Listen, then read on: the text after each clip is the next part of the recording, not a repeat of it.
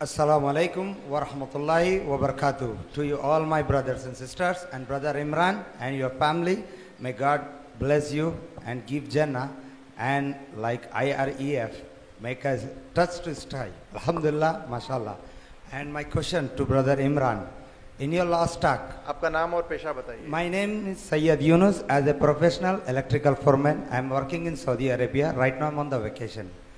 And my question to the brother Imran, in your last talk you said, brother has, Allah has a hand and leg.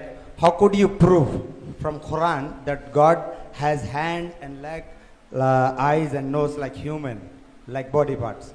Can you please prove that? Thank you.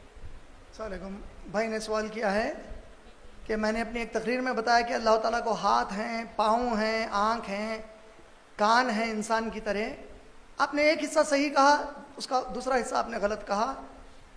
अल्लाह ताला ने कुरान में अपने हाथ का जिक्र किया, जो मैंने सूरह ज़ुमर की आयत आपको सुनाई, आयत नंबर 68, 68, सूरह नंबर 39, आयत नंबर 68।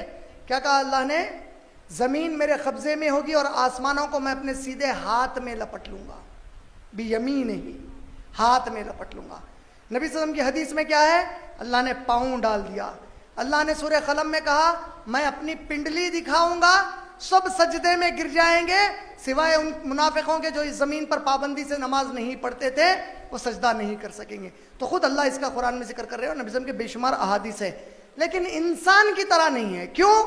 अल्लाह ने सूरह शूरा की आयत नंबर 11 में कहा, लैसा कमिस्लिही शैअन, उसकी तरह कोई चीज़ नहीं हो सकती। अल्लाह ने सूरह इखलास की आखिरी आयत में कहा, सूरह इखलास, वलम यकुन लहू कुफुवन अहद, उसके जैसी कोई चीज़ नहीं हो सकती।